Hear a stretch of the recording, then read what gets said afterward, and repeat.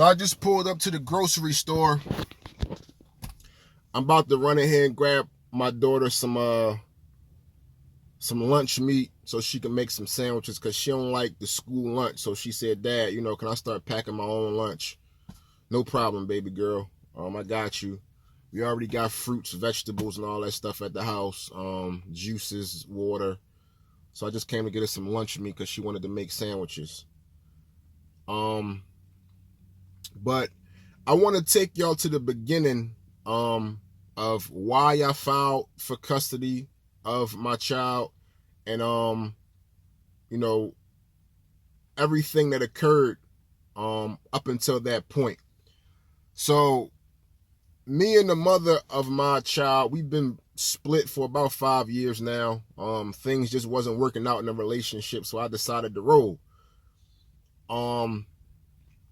So I've always made it clear that if all else fails, I was going to get my CDL and I was going to drive trucks.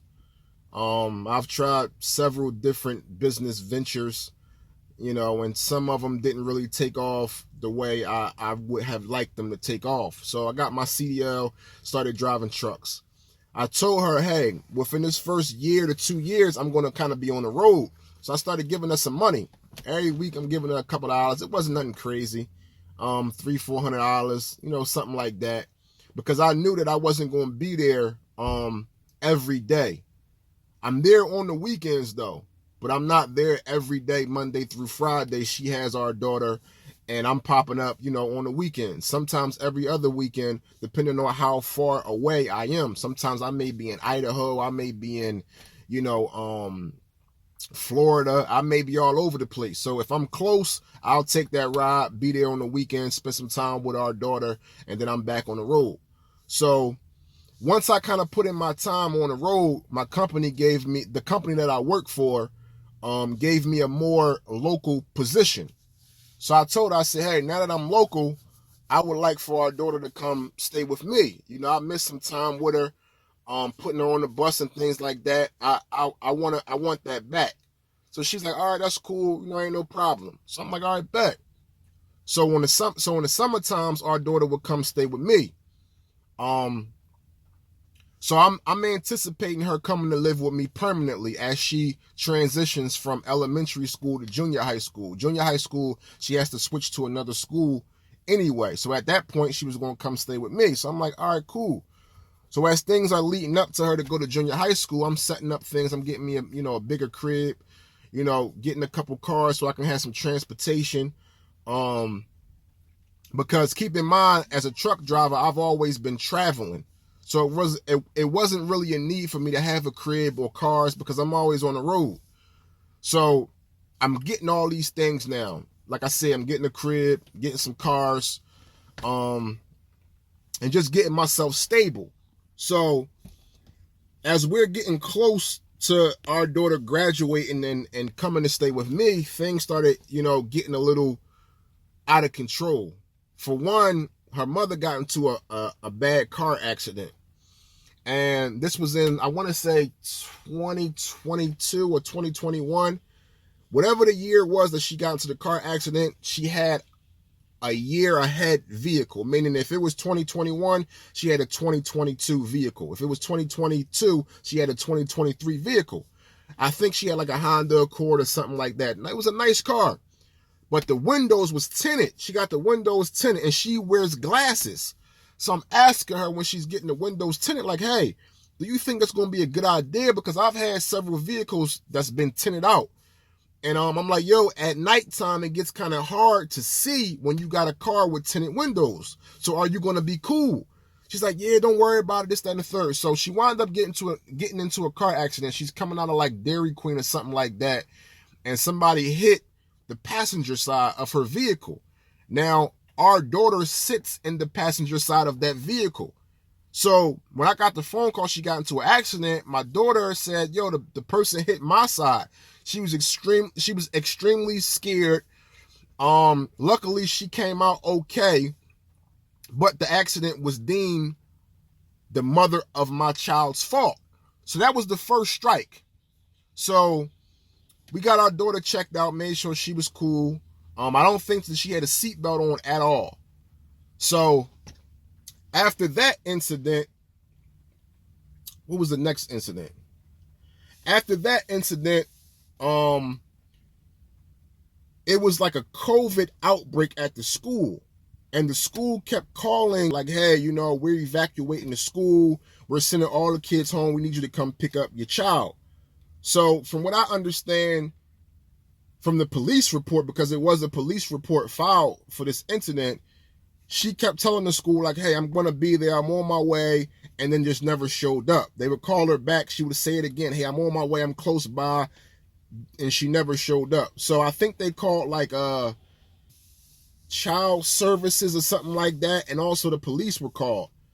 And then they called me because I'm on the list for emergency contact. Well, at this time I was out, out the city. I was probably about 7-8 hours away. So I couldn't make it. So I'm blowing up her phone. She's not answering the phone.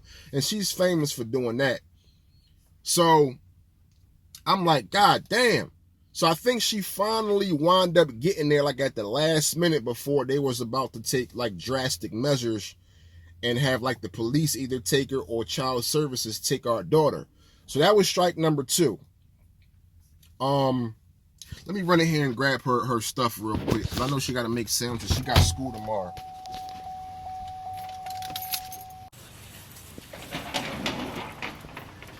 I'm going to keep talking to y'all once I get back in the vehicle. Right now I'm in Food Lion about to go get this lunch meat, run it back to the house so she can start making some sandwiches. Today's Sunday, she got to be back to school tomorrow.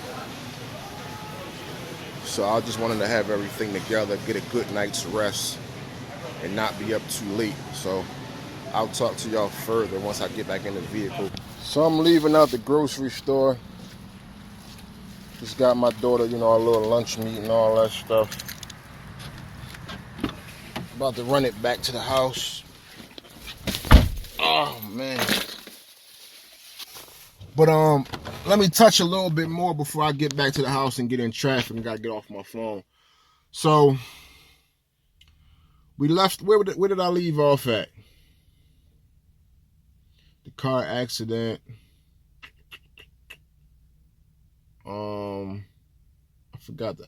Oh, the COVID situation. So the third incident that occurred is my daughter's grandmother sometimes, well, a lot of times, I'm not gonna lie, I'm not gonna front, she helps out, and I'm very thankful for her helping out. But there's times when she needs a break. So she may be like, hey, I need a break. So when she needs that break, sometimes her mom, gets home from work late. So she may leave our daughter at the house by herself. And I'm like, oh, you can't do that. So I tell our daughter, go over your grandma's house anyway. And her grandma, got mad at me a few times, but I would rather her grandmother be mad at me for me telling our daughter to go to her house and be safe rather than her be alone at the house by herself. So that was the third incident, like you basically telling our daughter to go home and stay by herself. That's not happening. So the fourth incident, our daughter has been struggling with math a little bit. But I feel like the reason why she's struggling with math is because of lack of help. She hasn't been really getting no help from her mother, Monday through Friday. When I come down on the weekends, our daughter is saving homework, waiting for me to get there so I can help her. Dad, I want you to help me. I don't want my mom to help me. So a lot of times, I don't know why, but she's not even asking her mother for help. So she's been struggling with math. So I brought it to her mother's attention, like, yo, our daughter is struggling with math. Like, what's going on? We need to get her a tutor, something like that. Her response was she wants to get her evaluated for ADHD. And I'm like, what? Like, she's a kid. Like, them people 9 times out of 10 are going to say, yes, she has ADHD. You know how that goes with the whole medical field and all that. They're going to put her on that and put her on prescription.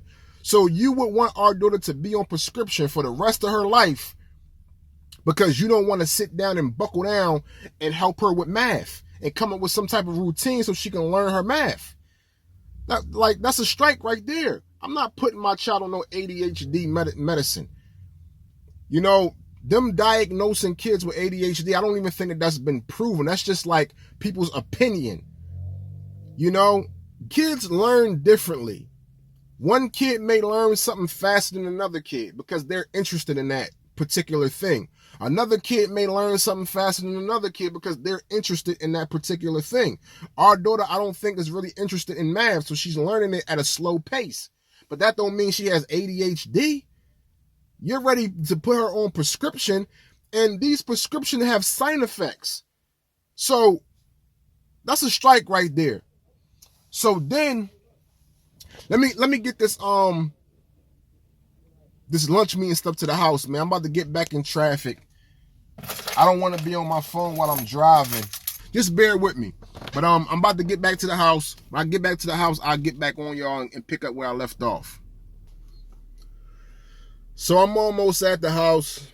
I forgot I had to run one more errand before I get to the house and drop this sandwich meat off to my daughter. I got to pick up a broom. Yesterday there was a dead bird on the front porch. So my son's grandmother kind of swept it up. So I told her we're going to throw that in the trash and I'll just grab another one because I don't know what was going on with that bird. That was kind of odd.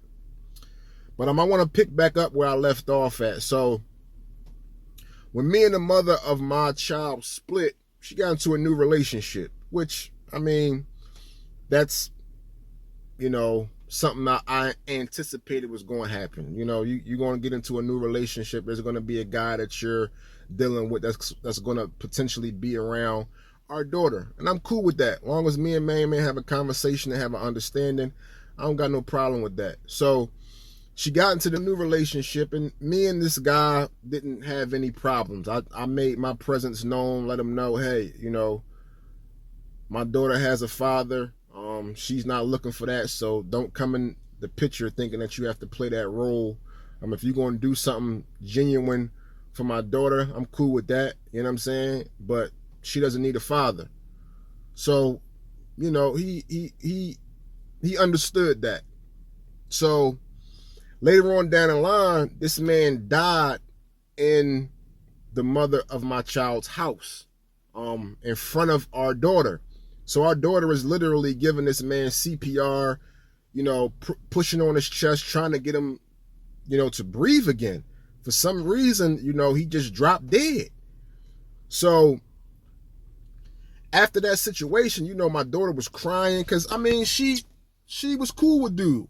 I ain't going front, like, you know, I ain't have no problems with him. So when he died, she was upset. Especially her mother, she was crying, ecstatic, and our daughter watched that.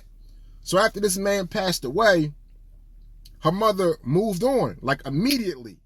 Like had another boyfriend within, I want to say 3 weeks to a month. She's crying over this dude, you know, his obituary over the house, you know, shirts with his face on it. And you in a new relationship within 3 weeks. So once you jump into this new relationship, you kind of pushed our daughter to the side. She's spending the majority of her time at her grandmother's house. And you're just like, you know, focused on this new dude that you got. And our daughter is feeling like, damn, my mom just kind of like, you know, pushed me to the side. Now I understand that you were going through things. I think her and the dude was planning on getting married and things like that. So I think it hurt her. I think the new dude that she got into a relationship with may have been to get over the one that passed away. But at that point, you still have to be a mother to our child. You can't just push her to the side and focus on your feelings. Our daughter was there with you when this man passed away. She was crying next to you, shoulder to shoulder. And you pushed her to the side, started leaving her over your mother's house.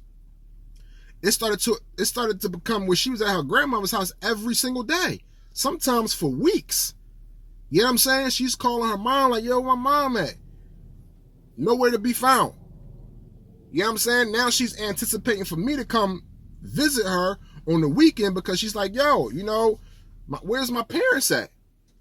So at that point, once my daughter kind of felt like, you know, my mom is kind of pushing me to the side, she's abandoning me, she started more now wanting to be with me on a regular basis. Now she's verbalizing, hey, I want to be with my dad.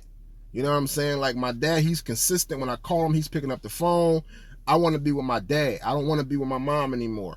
So I started talking to her mother more about that. Like, hey, I think that, you need to go ahead and work through whatever you're going through after the passing of your, recent boyfriend or whatever.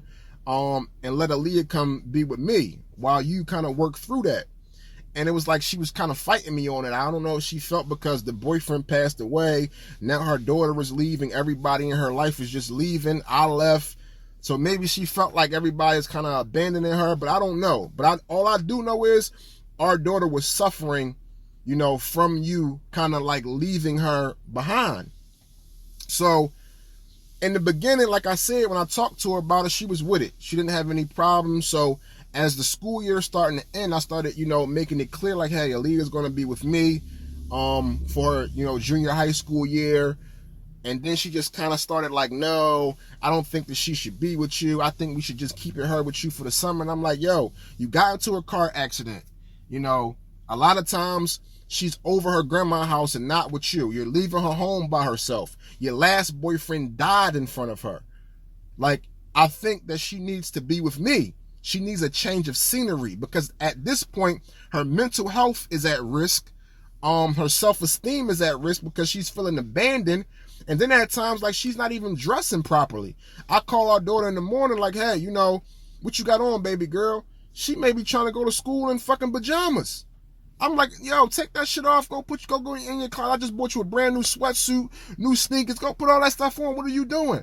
Dad, I just don't feel like getting dressed because her mother is not there. So she's up all night, 1, 2 o'clock in the morning. I can call her and say, yo, get in the bed, turn that cell phone off, and she'll hang up the phone. My daughter is very mature. She know that dad is, 4 or 5 hours away. Once she hang up that phone, she right back to doing her. So now when it's time to wake up and go to school in the morning, she's super tired. You know what I'm saying? So that was another strike. Then this was the most biggest thing that made me, after all that, this is what really made me go file for child custody. Now, when the dude died, we was talking about getting our daughter counseling and things like that because she's seen a dead body. She's seen someone die in front of her.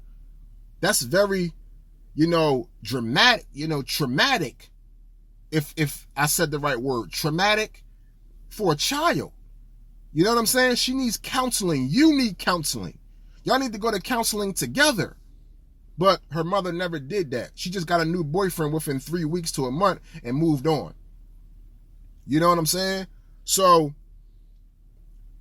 this situation right here really made me look at the mother of my child differently. At this point in my life, I don't really communicate with her. It's hard to communicate with her because she's always switching up cell phone numbers.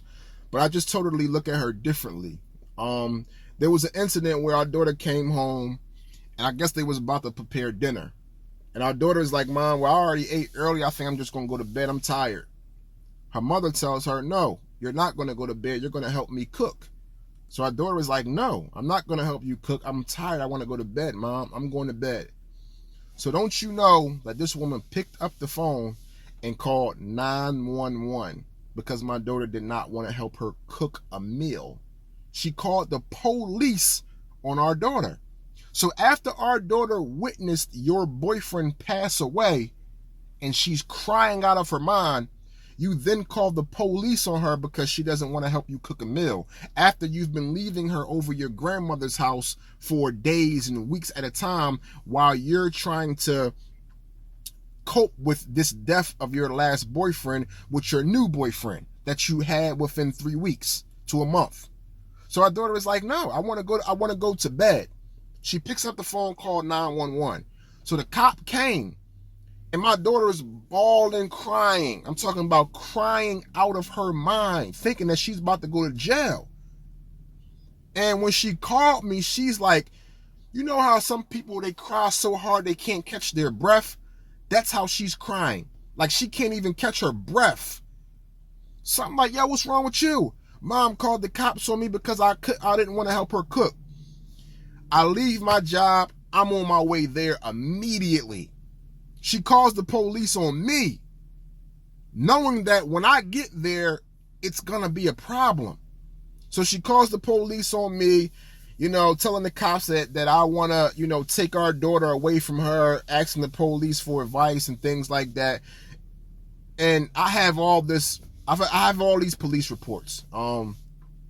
Maybe I'll show them on this channel, maybe I won't. I'm not sure. But I have all the police reports from these incidents. So she called the police on me. By the time I got there, her brothers and her brother and her cousins and a lot of the males in her family was already calling my phone. And these are like real deal dudes. They were crying for my daughter. When I tell you these guys were crying because they couldn't believe what her mother did.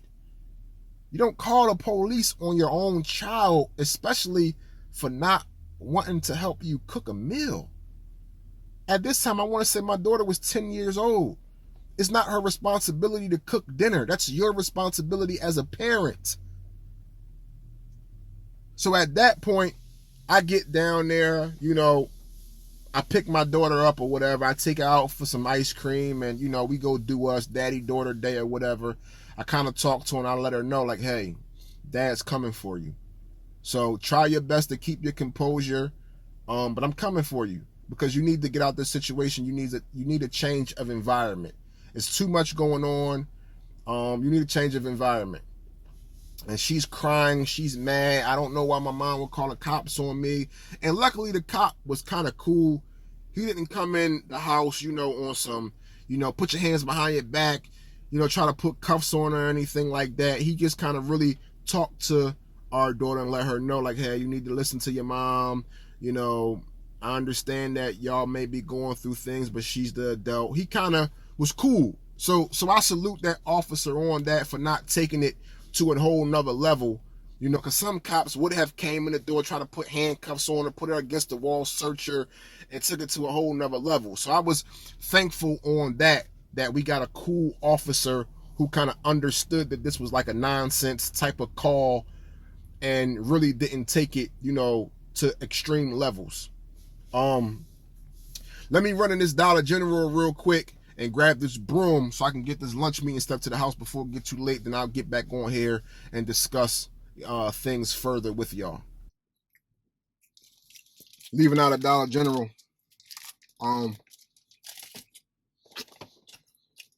Fathers, let me ask you a question. I'll get back to my story.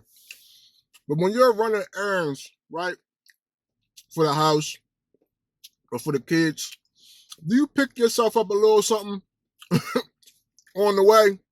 Now, I just picked myself up a little candy bar, you know what I'm saying? A little soda. Like, do you pick yourself up something a little personal for yourself that's not for the kids? And you go ahead and, get your munch on or your sip on, before you get to the house? Let me know, man. Am I the only parent that does that? When I go out shopping, I may pick out me and my favorite candy bars. I know once I get to the house and I got that candy bar, them kids going to run through it. You know what I'm saying? But let me get back to the story.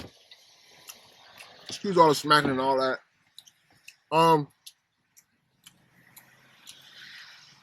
So where was I at? Oh, I'm calling the cops on our daughter. So after that, there's a lot of people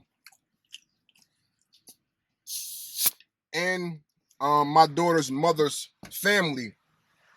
They're telling me, like, yo, especially the men. They're like, yo, bro, you need to get your daughter, because I don't know, what's going on, but you need to get your daughter, bro. So I'm like, all right, bet.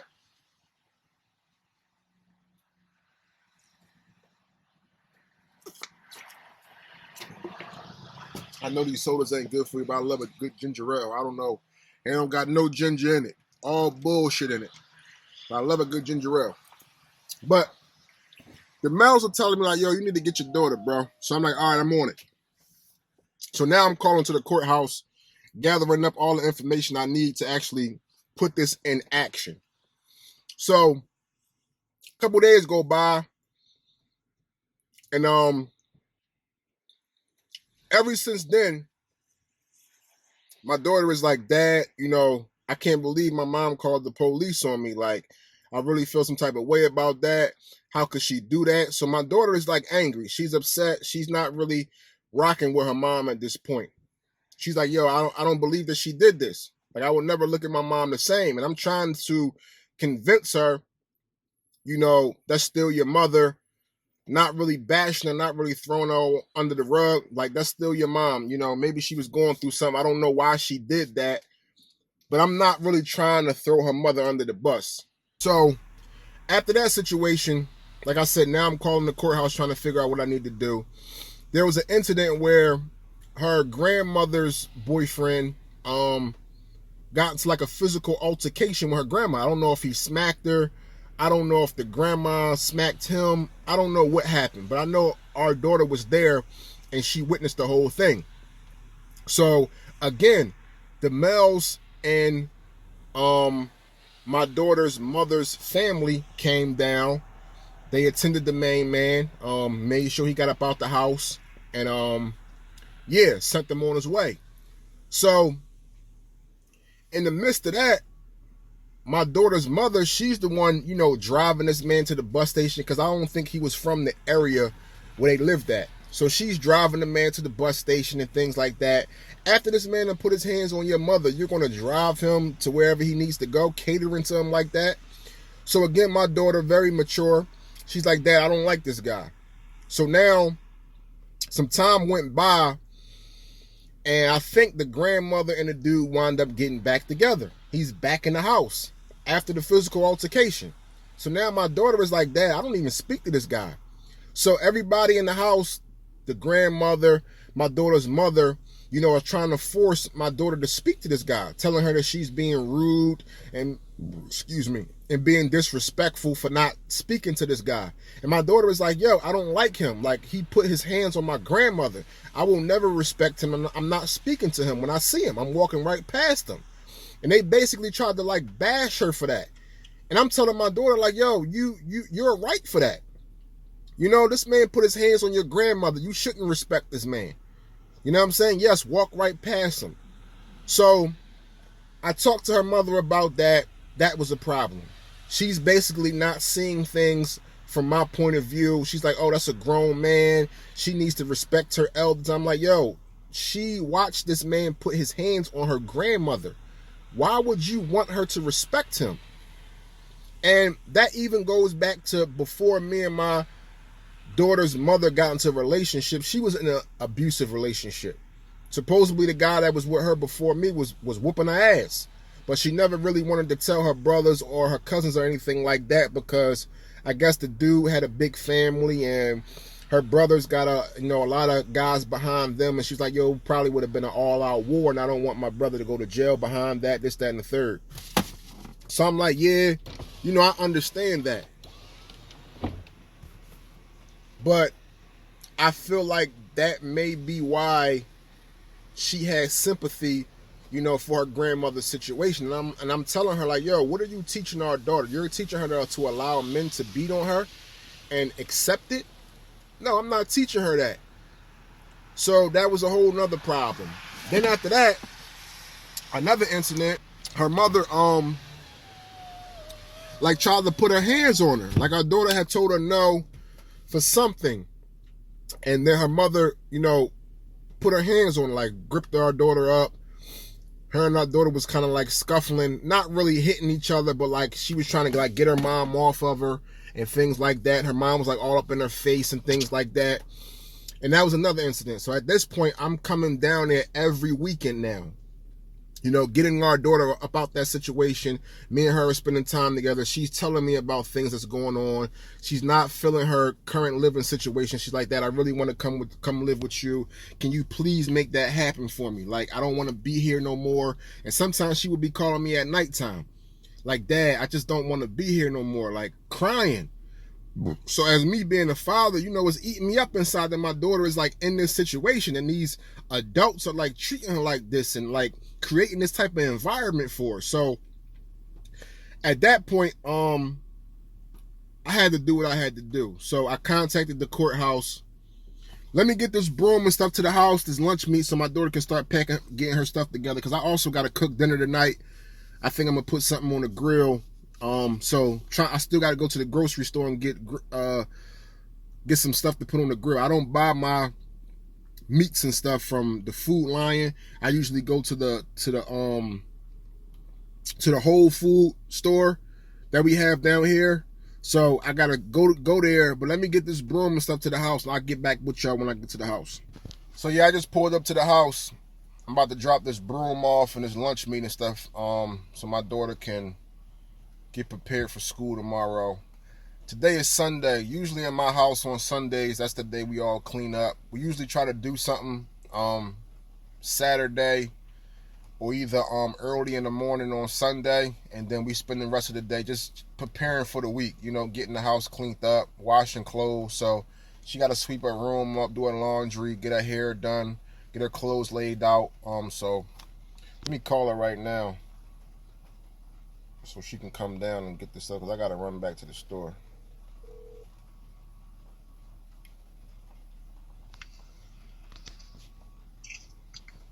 Hello? Aaliyah. Yeah. Come down and get this broom so you can do your room, and I got you your lunch meat and your bread and stuff for school. Alright. All right.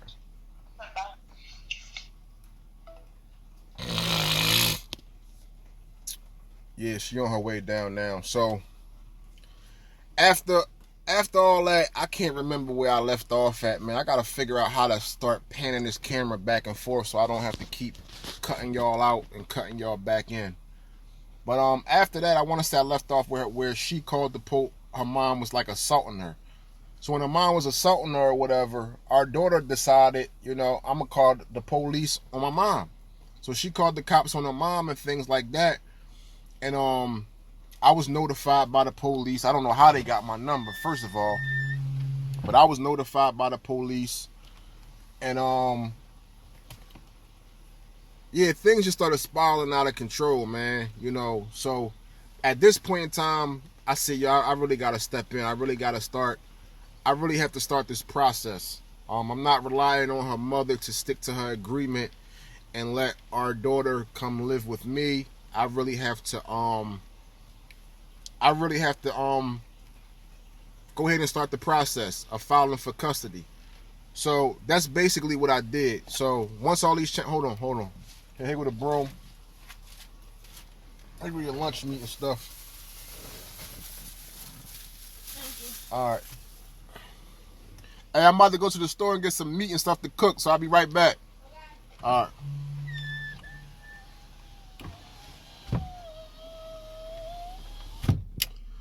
So yeah, so at that point, I really started the process of filing for custody. So, I actually filed for emergency custody.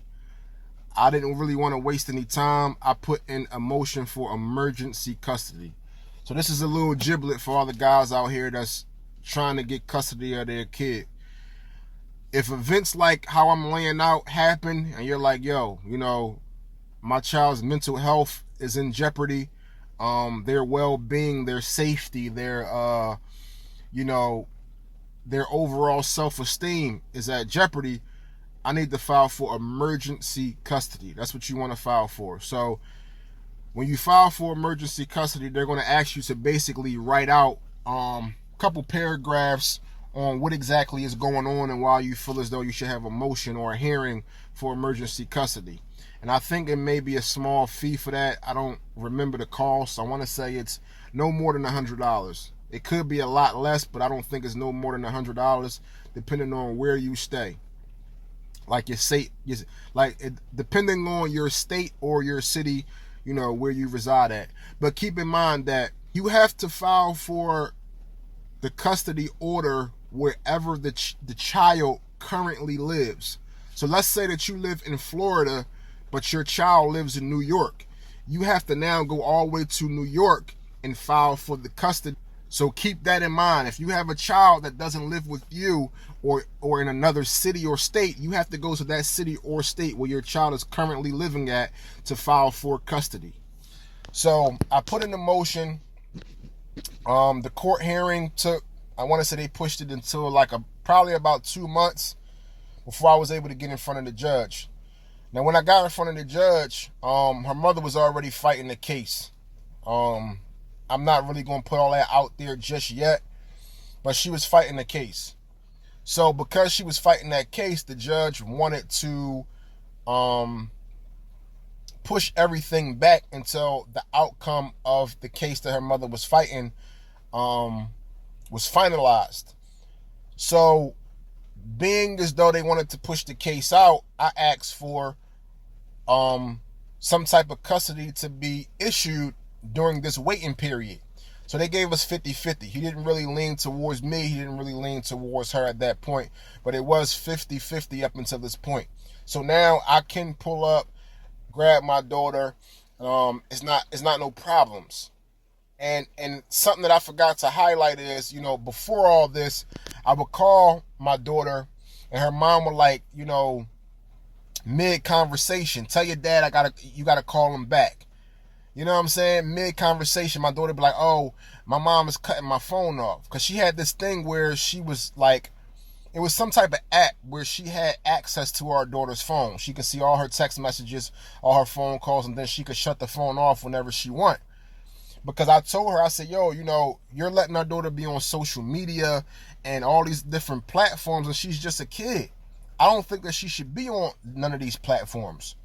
So she agreed to that, but it became a thing where she was basically monitoring me and my daughter's phone calls, conversations, and she could cut the phone off mid-conversation whenever she wanted. Sometimes I couldn't even get in contact with our daughter for, days.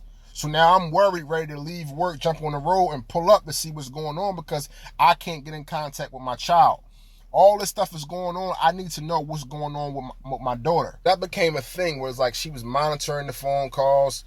Sometimes, when I text my daughter certain things, she would like, she was responding.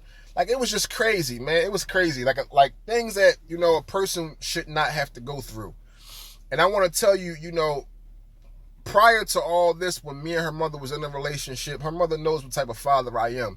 Me and our daughter have always had a great relationship. I've been there since she's been born. We've always had a great relationship.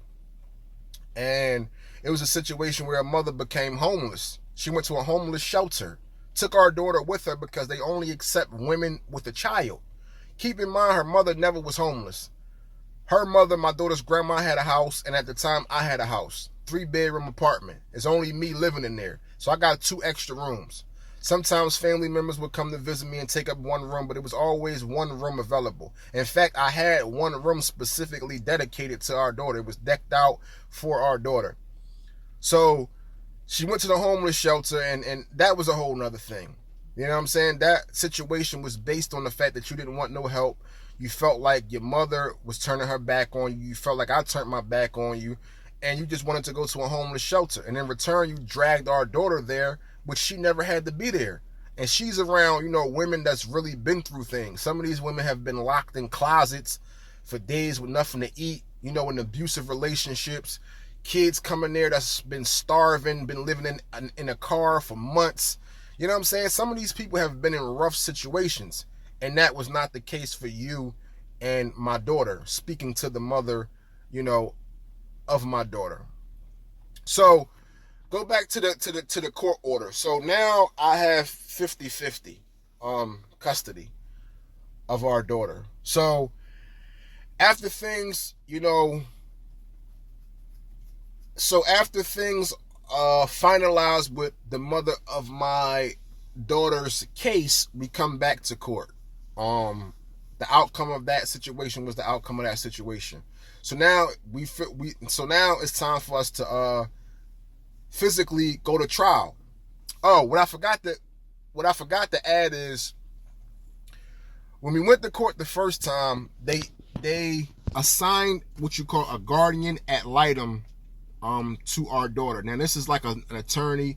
She basically talks to the child, and states what she think is the best interest for the child to the judge.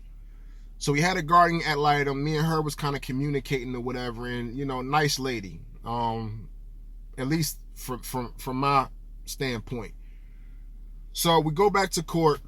At this point, the guardian ad litem, she's got our daughter's school record. She's had a conversation with our daughter, had a conversation with me, and prior to this, me and the mother of my child, we had an agreement. Again, like I told y'all before, she was supposed to come stay with me once the school year was out. And how we were going to do it is she stays with me for 3 years. Then after that, she can come back and stay with you if that's what she chooses. Because at this point in time, our daughter is going to be old enough where she can decide who house she wants to stay at. So she's like, all right. But then she started getting cold feet. She's like, well, what if our daughter doesn't want to come back and stay with me? Then that's going to leave me in a messed up predicament, and you're going to have the upper hand. Again, she's worried about me putting her on child support and things like that. And that's something that I'll never do. You know what I'm saying? Like, even once I filed for custody, I didn't ask for no type of child support, to be given to me. So there's a lot of things that she be thinking that I'm going to do, and I'm that's not me. She's always anticipating, me doing, crazy things, and it's just not me. So getting back to the court situation. So we get back to court. So at this point in time, it's time for us to go to trial. When we go back, it's time for us to go to trial. So she lays out all the evidence that she has. I lay out all the evidence that I have. At this point, like I told y'all, as far as, her calling the police on my daughter, the guy dying, at this point, I think our daughter had missed 30 days of school, unexcused absences, because once my daughter is dropped off at her grandmother's house, she knows that her mother works an hour, maybe an hour and a half away. And a lot of times her mother can't leave work to come back home. So if she gets up late and misses the school bus from being up all night on her cell phone or laptop, she's just not going to school. Her grandma can't drive her, so it's like, I miss school.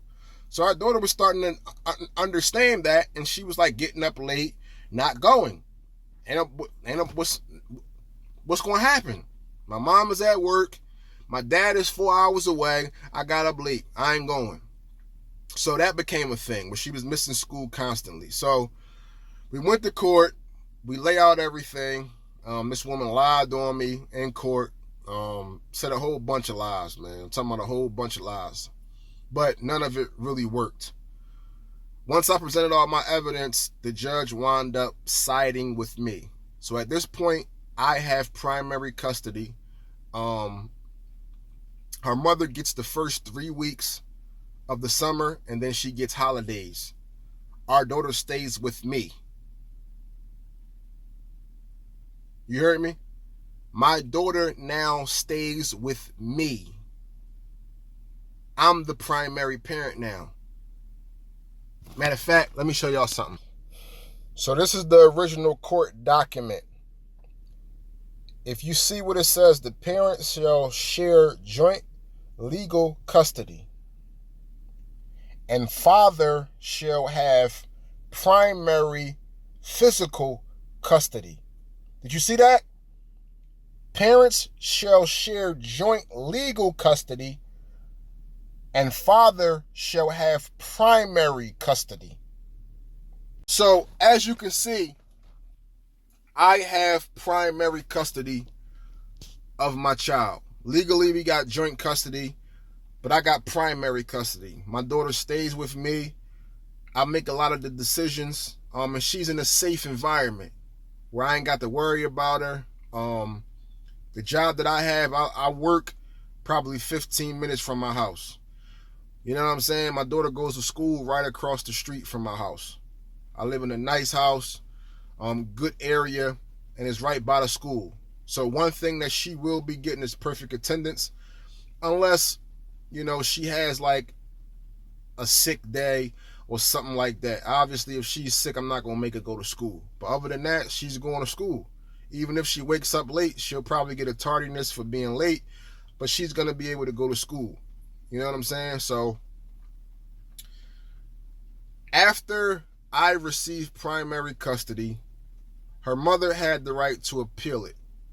So in my first episode of the Father Time Network, that's what I was going to court for. This was the appeal. So we went to court for the appeal. It's as if nothing never happened. So I had to present my case all over again. Now, some of the documents that I had, I did not keep them because I thought that everything was over. Once I got the letter stating that she appealed it and I had to present all the evidence all over again, some of the documents got lost. But I still had a good chunk of evidence to prove my case. And also, the guardian ad litem was the same one on the appeal case as the original case. Now, the mother of my child did file to have a new guardian ad litem, which they can do. But she had to prove that the guardian ad litem did not do her job. She couldn't prove that. There was nothing that you can prove that this woman did not do her job. She did her job. She contacted our daughter. She contacted me. She contacted you. She got pictures. She did a Zoom call on where I live at, because I live out of state of where my daughter stays at. So she Zoom called me, did a walk around in my house, had me show her my daughter's room, made sure it was a great living environment. So she did her job. There was nothing that you can prove that says that she didn't. So she remained on the case, which I believe worked for me because nothing changed on my end. So there's no reason why this guardian ad litem shouldn't side with me like she did in the first case. So we go to court this time. We got to do everything all over again. I'm thinking because the mother of my child appealed the case, she would present her evidence first. So going into the situation, I had my whole thing laid out to basically go behind her statement. When I had to start everything off, it's as if nothing never happened. It kind of threw me off a little bit, but I still kind of adjusted. So I basically presented my case, everything that I told y'all.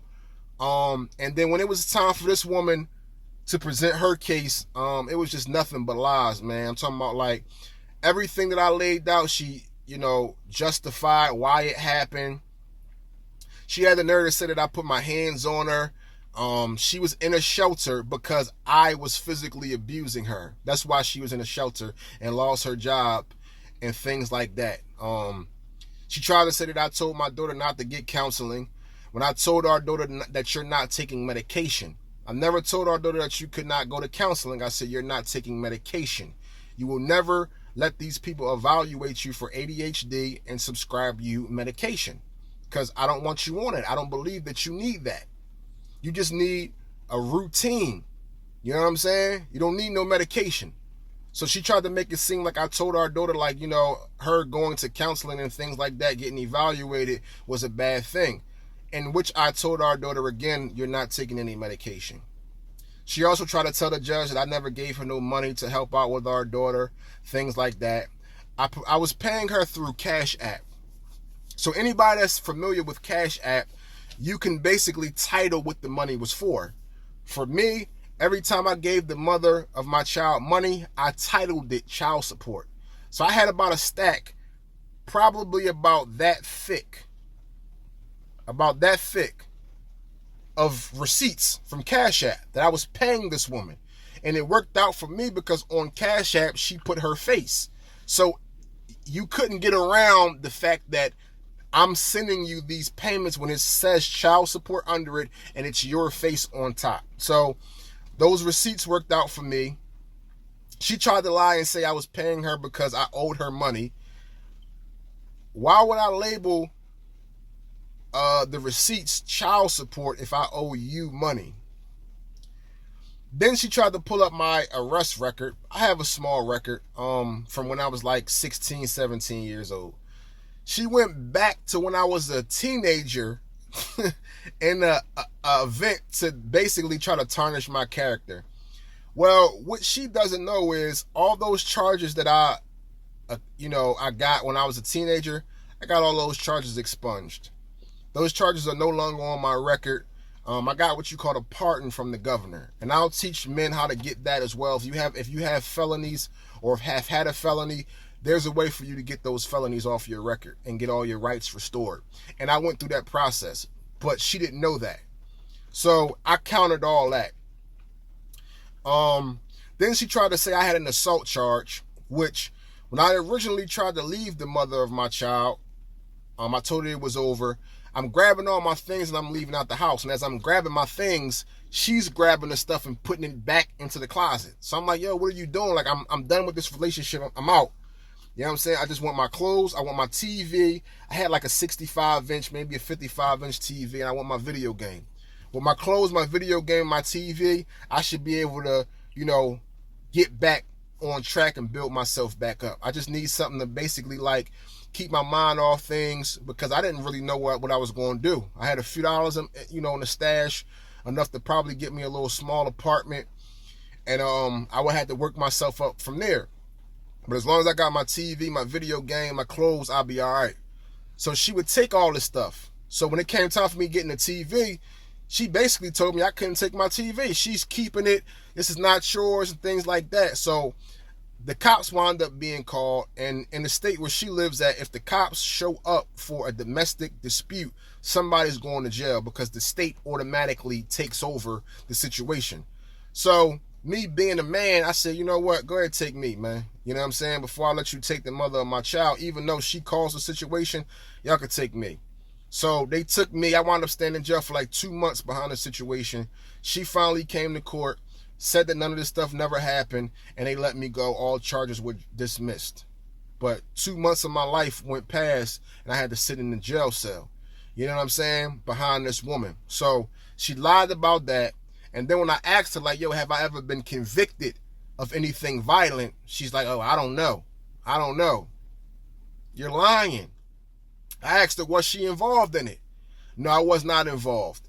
But you just said that I was the reason why you were in a homeless shelter, because I was physically abusing you. But you wasn't involved in this assault charge that I had that had our old address attached to it. BS. Lying about that. So then she tried to pull up a guy's name. He had the same name as mine, same exact name as mine. He wound up doing like 4 or 5 years in jail. She tried to basically slip that in to the stack of evidence that she was giving the judge, and I caught it. The dude's birth date don't match my birth date. So I basically told the judge, like, hey man, this is false information. This birth date does not match my birthday. I am not this person. Judge looked at it. He said, oh yeah, it don't match. So it was a lot of tricks and things that she was trying to play to basically win, this next appeal. So currently right now, the old ruling is in effect. So I still have primary custody of my daughter. She's still with me, as you can see. And she's doing wonderful. Currently she has all A's in school. And she has an A in math. She's doing wonderful with dad. You know what I'm saying? So we're currently awaiting the results from this next, from this previous trial.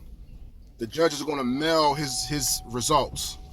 They said it could take up to a month for me to get the results, because once the judge makes his recommendation, he has to then send that to the guardian ad litem, I guess, to put everything in effect. She'll sign it and then send it back to the judge, and then at that point they'll send everything to our houses. So until then, everything still remains in effect. I still have my daughter. She's happy. She don't want to leave. And I think everything is going to continue to go in my favor, because, like I said, the guardian ad litem sided with me. She told the judge that our daughter wants to be with me, because she did have a conversation with my daughter and asked my daughter, hey, what do you want me to tell the judge? Do you want to be with your mom? Do you want to be with your dad? My daughter's like, no, I want to stay with my dad. So I think that I'm going to remain, primary parent. And again, I'm not looking to put the mother of my child on any type of child support. I don't care to do that. If she wants to help out, she can. If she doesn't, then that's well and fine. Me being a man, me being the father, I'm going to provide everything for my daughter. And that's just how it's going to go. Recently, she got our daughter a Cash App card or something like that. I think she sent her $25. I've had my daughter half the summer, and I've also had her for a month now, starting school. And in this time period, I've paid for everything. Got my daughter's hair done, got her school clothes, got her school supplies. I feed her every night. I'm helping with homework. I'm doing everything. And our daughter's doing okay. So I think I've given y'all a lot in this blog, in this episode. From now on, I'm going to start trying to push out, well, I'm not going to say try. I am. From this point on, I am going to push out 1 to 2 episodes per week. So, y'all tune in with me. I'm probably going to be dropping one on Monday, every Monday, and I'm not sure the date for the other one. I'll let you guys know as this channel progresses. But at the moment, I'm trying to come up with a logo for the channel. Father Time Network is going to be the name of the channel, but I'm now trying to create a logo. And once I have that logo, I'll, reveal it, let y'all see it. And we'll get hats made, shirts made. And I'm going to also start doing some other things with this channel as time goes on. So I want y'all to stick with me, man, and help me build this channel. If y'all guys have any advice on things that I should do, please feel free to leave that in the comments. I'm trying to make this YouTube channel successful, and I want this to be something big for the culture. So until next time, it's the Father Time Network. My name is Anthony. Peace and love.